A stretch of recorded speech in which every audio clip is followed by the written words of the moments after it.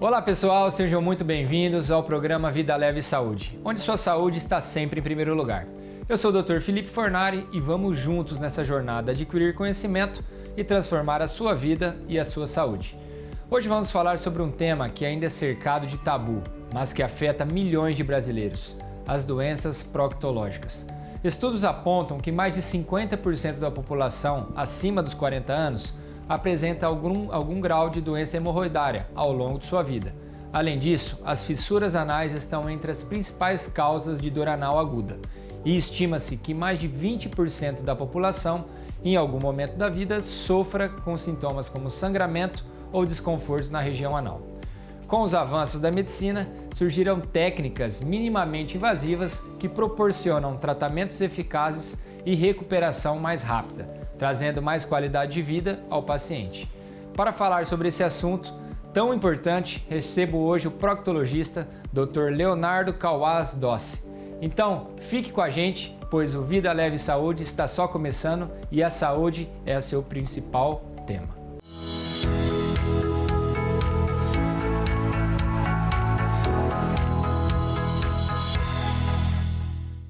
Dr. Leonardo Kawaz Dossi. Ele é formado pela Faculdade de Medicina de Catanduva, FAMECA, em 2019, fez cirurgia geral também pela FAMECA e coloproctologia pela Faculdade de Medicina de Rio Preto. Seja bem-vindo, Dr. Leonardo. Muito obrigado. Bom, primeiro eu queria agradecer ao Felipe também, já te conheço faz algum tempo aí, até antes daqui de Araçatuba, da FAMECA também, né? A gente é colega de faculdade aí. Queria agradecer pelo convite aí para falar de um assunto assim que eu acho bastante interessante e também que bastante pessoas eu acho interessante esse assunto, né? E que também é de interesse de bastante pessoas por conta dessa grande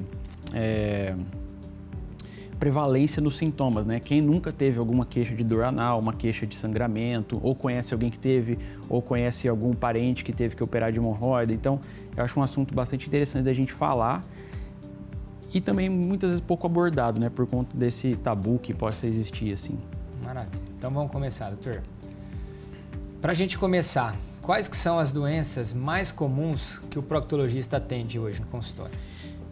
Então, assim, a gente, quando fala de coloproctologia, né? O que é essa especialidade? Essa especialidade, ela cuida das doenças do cólon, reto, ânus e intestino delgado.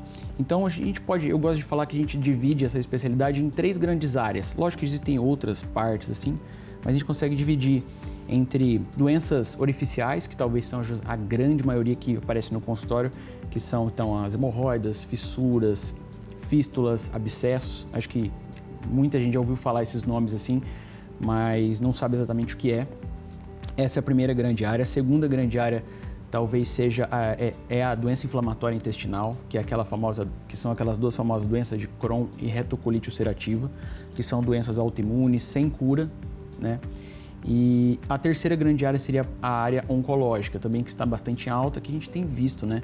Aumentar o número de pessoas com esse diagnóstico e pessoas cada vez mais falando sobre isso e tudo, e realmente a gente está vendo uma tendência de queda assim, de aumento do número de casos, mas de queda da faixa etária. Então, antigamente, o pessoal mais antigo falava que operavam pacientes de 70, 80 anos somente, e hoje a gente tem visto que os pacientes estão cada vez mais novos, então a gente tem que ir cada vez mais atrás de fazer o diagnóstico precoce dessa doença.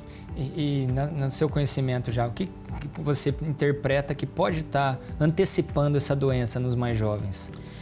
Olha, a gente acredita, assim, que seja por conta do estilo de vida e alimentação. Provavelmente sedentarismo tem a ver, alimentos ultraprocessados, e o que mais se comprovou até agora é carnes ultraprocessadas, né? Então, talvez... Fast food, essas coisas.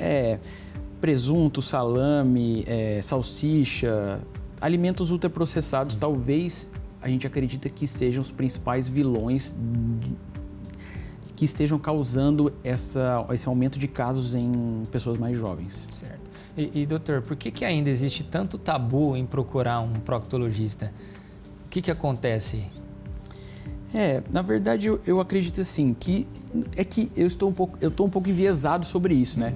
Porque muita gente procura a gente, né? Por conta que tem muita gente com esse sintoma. Mas eu entendo isso daí. A gente vê muitos pacientes que têm a dor anal, por exemplo, há muitos anos e nunca procuraram. Então a gente percebe isso daí, que existe esse tabu, porque a pessoa tem vergonha de falar que está com esse sintoma. Muitas vezes nem fala para o familiar. Então, por exemplo, é muito comum, às vezes, um paciente passa um familiar acompanhando um paciente e depois de um tempo, aquele acompanhante, depois de ouvir alguma explicação, ele aparece lá como paciente, porque ele já tinha um sintoma há muito tempo, não sabia quem procurar, ou tinha vergonha de saber, não sabia o que era exatamente, e depois ele me procura. Então isso é muito comum, acontece sim, acontece sempre. Não digo que todo dia, nem toda semana, mas isso aí é muito comum de acontecer. E para a gente explicar para os nossos espectadores, quais que são os sintomas que devem servir de alerta hoje para a gente buscar a avaliação médica?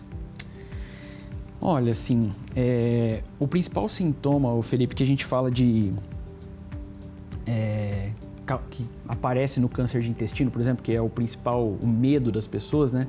É a alteração do hábito intestinal. Então, o que é essa alteração do hábito? É assim, o paciente vai todo dia no banheiro, então a pessoa ia todo dia no banheiro e ela passa a não ir, ela passa a ir a cada 5 dias, uma constipação muito intensa.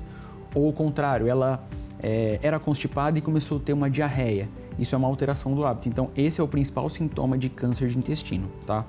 Outros sintomas, dor anal, não é normal, dor ao evacuar ou dor após evacuar, sangramento também não é normal, qualquer tipo de sangramento, vermelho vivo, escuro, misturado nas fezes, todo tipo de sangramento tem que ser investigado, tá? É importante que seja investigado.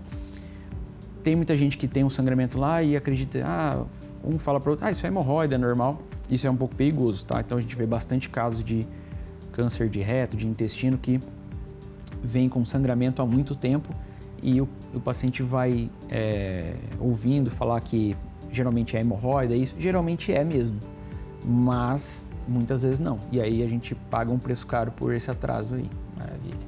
E as hemorroidas são realmente tão frequentes como a gente ouve falar? Sim, demais. Na verdade, assim, é muito difícil, eu falo assim, é muito difícil a gente passar por essa vida sem ter uma dor anal uma vez na vida.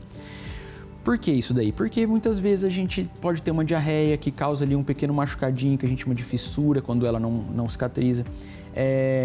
Então é muito comum esse sintoma de dor anal. E sobre as hemorroidas, que você perguntou sobre hemorroidas, né?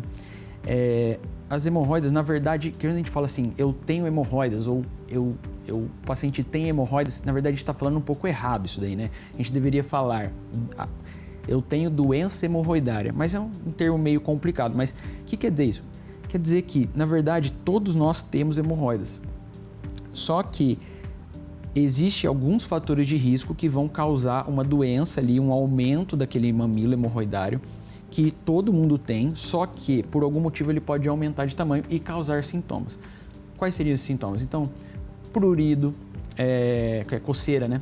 Dor anal, prolapso, que é quando sai para fora, o sangramento e até queixa estética. Isso também acontece, né? Às vezes, isso é um pouco mais frequente em mulheres, assim, mas é uma queixa, como existe ali uma protuberância, alguma coisa que está sobrando ali, vamos dizer, no canal anal ou na pele, perto do canal anal. Então, existe até essa indicação também de tratamento estético, existe isso também. Mas os sintomas geralmente são prolapso, sangramento, dor anal e coceira. Então, vai uma variedade muito grande aí de sintomas. Ô Dossi, e de maneira popular, o que seria hemorroida? Quando se fala hemorroida, o que é hemorroida? Olha, eu gosto de explicar assim, ó. Hemorroida parece como se fosse uma almofadinha que fica no canal anal, que ela preenche o canal anal. Então, ela é fisiológica, é importante que ela esteja ali. Ela faz parte da continência, também da continência fecal. Então, ela serve para alguma coisa. Então, nem sempre a gente deve operar quando tiver algum sintoma, porque ela está ali por algum motivo, né?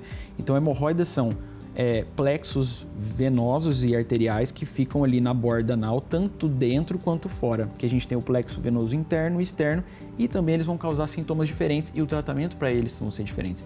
Então, Hemorroidas são, respondendo a sua pergunta de maneira direta, né? São plexos venosos e arteriais que ficam ali preenchendo o canal anal, tanto internamente quanto externamente, que é aquela parte recoberta pela pele mesmo. E quais seriam, então, os principais fatores de risco para desenvolver uma doença hemorroidária, já que todos nós temos hemorroidas? Olha, Felipe, as principais que a gente acredita hoje são as seguintes. Um tempo, talvez, uma coisa que as pessoas fazem que está errado, assim, é ficar muito tempo sentado no vaso. A gente acredita que mais do que 3 a 5 minutos, isso aumente a chance de você ter uma doença hemorroidária, você ter sintomas de hemorroidas. Gravidez, durante a gravidez, pós-gravidez, porque aumenta a pressão na pelve, a gente tem um aumento da chance de ter uma doença hemorroidária. Esforço evacuatório excessivo, então aquele paciente faz muita força para evacuar. Talvez uma tosse crônica também piore. Obesidade, sedentarismo, predisposição genética, então familiares que tiveram aumenta a chance dos filhos terem também. E uma união desses fatores pode levar. Muitas vezes a gente não acha também o fator de risco. Doutor, como é que a gente faz para diferenciar uma dor causada pela hemorroida de uma fissura anal? Aí vai ser meio difícil de exatamente falar exatamente assim, né? Teria que passar numa consulta com um especialista, se possível, tá? Lógico que nem todo mundo vai ter acesso rápido ali ao especialista que só faz isso e tal, mas, de maneira geral, tanto uma quanto outra pode dar dor e sangramento. Esse é o problema, né? E, por exemplo, um tumor de reto também pode dar dor e sangramento. Uma fissura pode dar dor e sangramento. Claro que a gente vai tentar, né, caracterizar aquela dor, aquele sangramento, que tipo de sangramento, quando que é a dor, mas é difícil de você diferenciar só pela conversa, assim, pelos sintomas, assim, é muito complicado. Por isso que o exame físico, assim, é tão importante, né? Exame físico explicar para o paciente, isso é uma coisa bastante importante, assim, da nossa especialidade, que é fazer um exame físico bem feito, assim, explicar bem para o paciente, explicar para ele que não vai sentir, talvez sinta desconforto e tudo, mas que dor não é para ele sentir. Mas esse é uma coisa bastante importante, ainda mais nessa especialidade. Dossi, o que pode levar à fissura anal? Explica popularmente o que seria a fissura anal. Olha, a fissura, Felipe, é o seguinte: a fissura nada mais é do que um machucado. Só que naquela região é uma região contaminada, é uma região está sempre passando fezes ali, então está sempre meio que sofrendo traumas, né? Então, a fissura nada mais é do que um machucado, um rasgo, uma descontinuidade da mucosa, expondo ali terminações nervosas, nervos, e por isso que causa dor. E também pode causar o sangramento, porque fica aquele machucado ali, né? Então, a fissura nada mais é do que um machucado que se perpetua. E aí existe uma fisiopatologia para isso daí por trás disso, que é quando a gente faz aquele machucado ali, que geralmente ele fica posterior, o músculo contrai, e aí o músculo contraindo chega menos sangue naquela região, e aí dificulta a cicatrização daquele machucado. Então o tratamento é focado no quê? É focado em diminuir aquela contração da musculatura, melhorar a vascularização local e tentar cicatrizar, amolecer as fezes, na verdade deixar o aspecto das fezes mais fisiológicos, assim, mais pastosas, vamos dizer assim, que não evitar tirar aquelas fezes duras, né, melhorar o hábito intestinal para diminuir a chance do trauma. E o tratamento é focado nessas 3 coisas, né, que é melhorar o hábito intestinal, diminuir essa contração e evitar o trauma. Papel higiênico, por exemplo, uma coisa que a gente fala para não usar de jeito nenhum, que piora esses sintomas, assim, e todas as doenças proctológicas. E como que seria a melhor maneira de limpeza, vamos dizer assim? Isso é muito importante, parece uma coisa meio simples assim da gente falar, mas é muito importante fazer a higienização com água, principal, sempre água. E evitar sempre o papel higiênico. Pessoal, nós vamos para um rápido intervalo. Daqui a pouquinho tem mais Vida Leve Saúde com o Dr. Felipe Fornari e hoje é uma entrevista com o Dr. Leonardo Dossi, que é proctologista. Aguardem aí.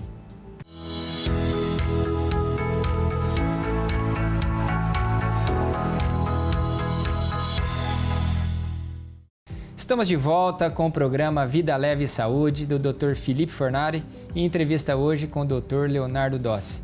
Doutor, O que pode prevenir fissuras anais, hemorroidas? Explica pra gente um pouquinho. Bom, assim, é um pouco difícil fugir dessas duas doenças aí ao longo da vida. Talvez uma vez na vida a chance é muito alta de ter que passar pelo menos por uma delas ou pelo menos uma crise hemorroidária, assim, é muito comum. Mas basicamente assim, seria evitar sedentarismo, então fazer atividade física ajuda sempre, né? Sempre falam isso, mas é verdade.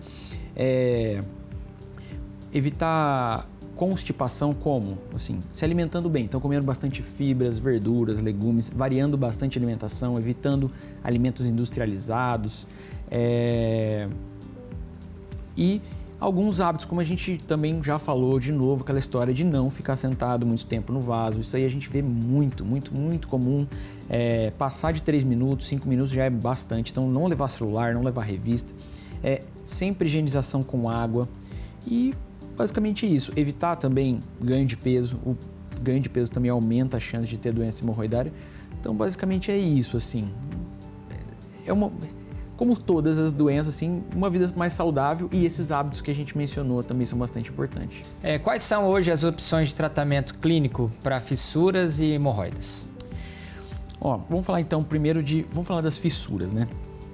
A fissura, vamos lá, lembrar, aquele machucadinho que dá ali na borda do ânus, que a gente tem que ter certeza que aquilo lá é uma fissura por trauma.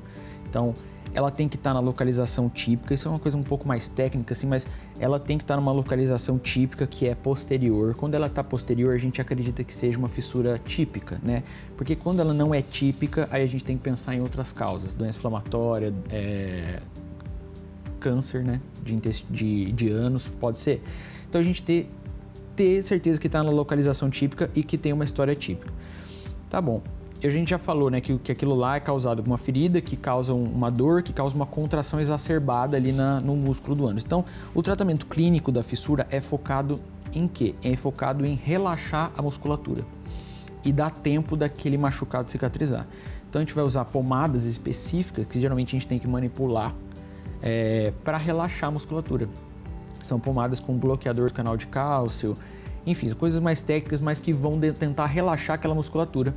Melhorar o hábito intestinal do paciente, então se ele é constipado, melhorar essa constipação, se ele tá com diarreia, tentar melhorar essa diarreia para não causar aquele trauma que causou aquele machucado, diminuir o trauma local, orientar para ele sempre essas orientações de higiene também ajuda e dar o tempo daquele machucado cicatrizar. Uma coisa nova que a gente tem usado, assim, que não é tão novo assim, talvez esteja uns 10, 15 anos, é aplicar o famoso, acho que agora vai entrar um pouco na sua área aí, o famoso Botox ali na musculatura, porque o Botox, acho que você vai saber falar até melhor que eu aí, ele paralisa a musculatura, né? Não é que ele relaxa, ele paralisa a musculatura. Então a gente pode aplicar ali no músculo do ânus essa toxina, que não vai ser para estética, né? Então não vai ser para fins estéticos, vai ser para relaxar transitoriamente essa musculatura, para deixar cicatrizar essa fissura. Então ajuda a cicatrizar. Ela age ali uns 2 a 3 meses, né? Acho que você vai saber falar até melhor que eu. E dá tempo dessa fissura cicatrizar. E se não funcionar, a gente pensa numa cirurgia. E a cirurgia, basicamente, a principal cirurgia hoje em dia, que já é antiga, mas é o padrão ouro ainda, é fazer um corte na musculatura, que é como se fosse, que a gente chama de esfincterotomia, que é cortar a musculatura. E o Botox faria uma esfincterotomia, ou seja, uma esfincterotomia química, né?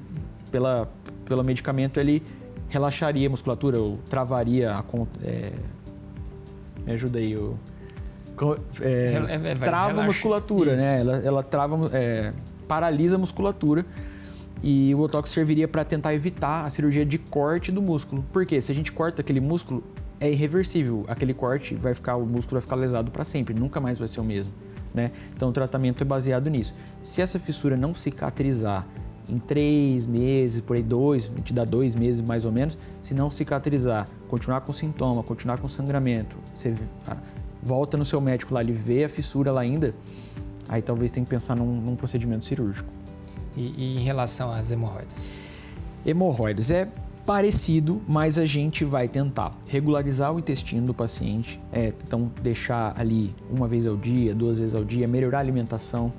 Dependendo do tipo de crise, por exemplo, se for uma trombose hemorroidária, um prolapso hemorroidário, a gente vai ter que orientar um pouco de repouso para esse paciente, então ele vai ter que ficar sem fazer muita atividade física durante aquela crise, melhorar os hábitos intestinais, sempre evitar o uso do papel.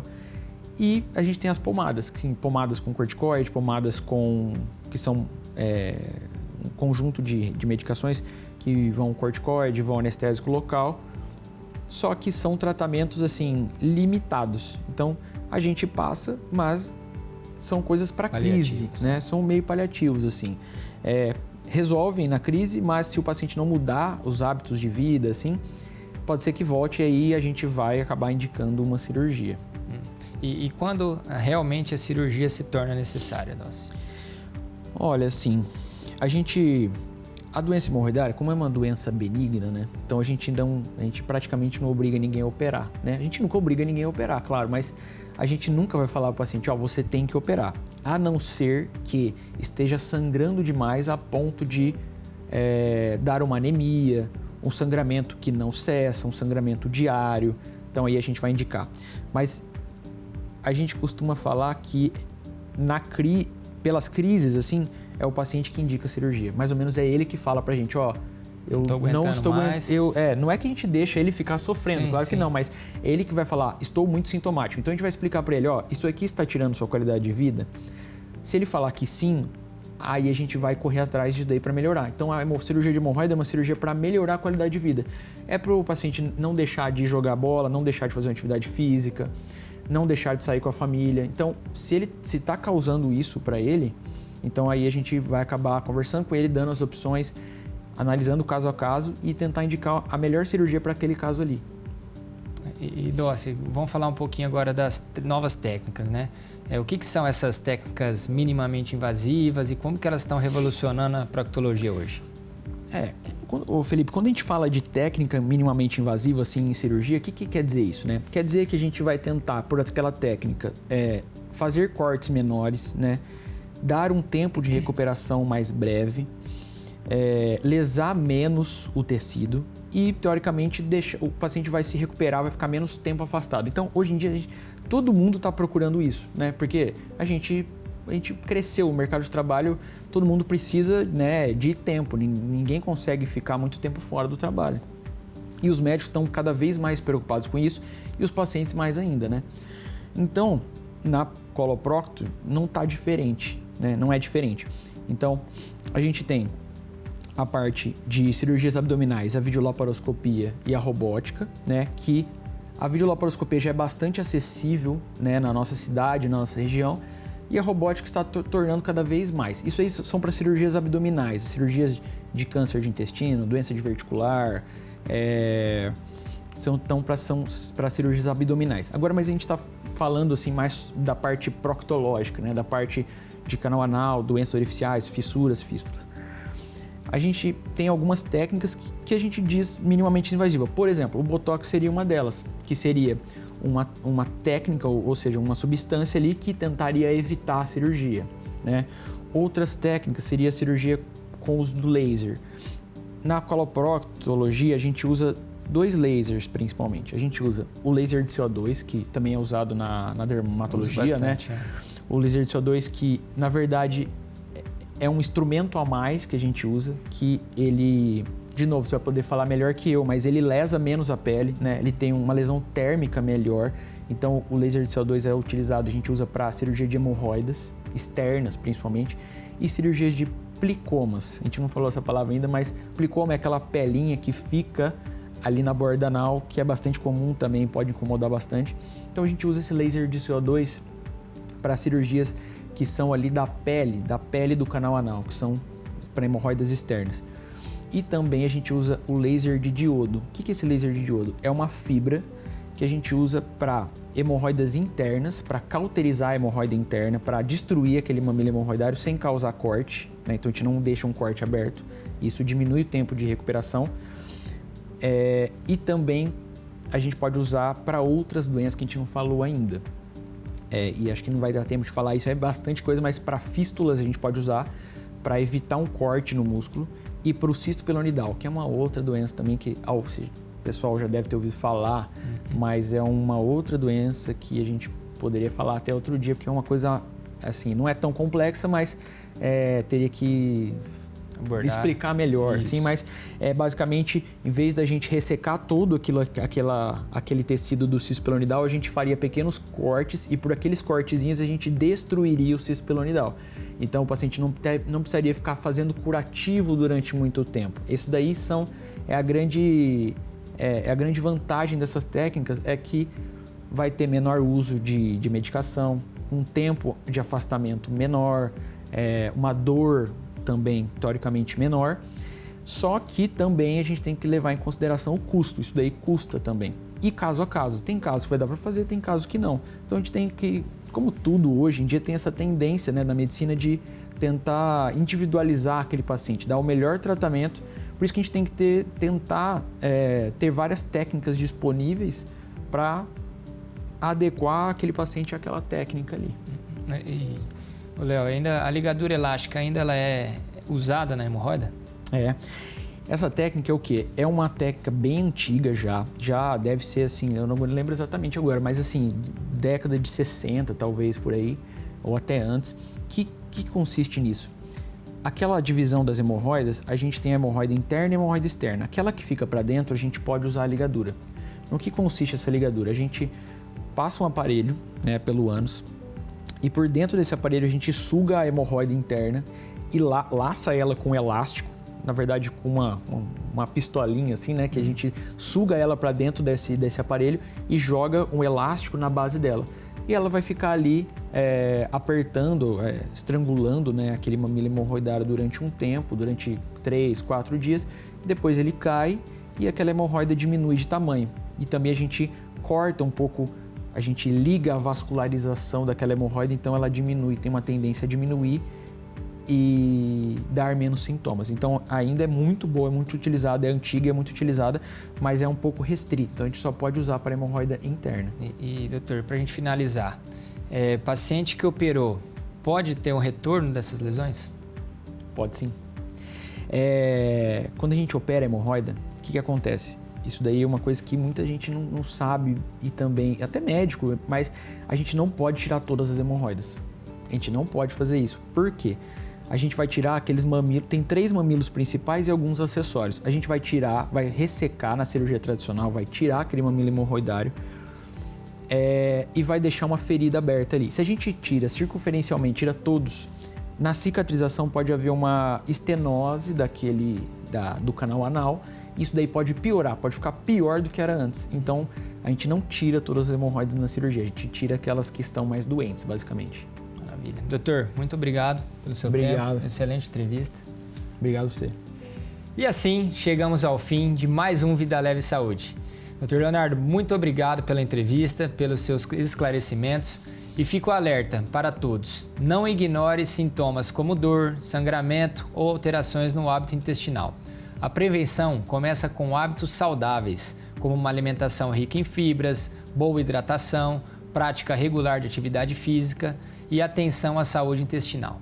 E o mais importante, procure um especialista sempre que notar algo diferente. O diagnóstico precoce pode fazer toda a diferença, tanto para doenças simples quanto para condições mais graves. Aqui no Vida Leve Saúde sempre reforçamos: cuidar da saúde é um ato de amor consigo mesmo. E você aí de casa, o que achou do programa de hoje? Se ficou com alguma dúvida e quer sugerir um tema para os próximos episódios ou ser um parceiro patrocinador, mande sua mensagem pelas nossas redes sociais utilizando @FelipeFornari ou @SBTinterior. E não se esqueçam, cuidar da saúde começam com escolhas inteligentes todos os dias. Então, que tal colocar em prática pelo menos uma dica que aprendemos hoje? Nos vemos nos próximos capítulos, sempre com mais informações e dicas para você viver melhor. Um forte abraço, fiquem com Deus e até lá!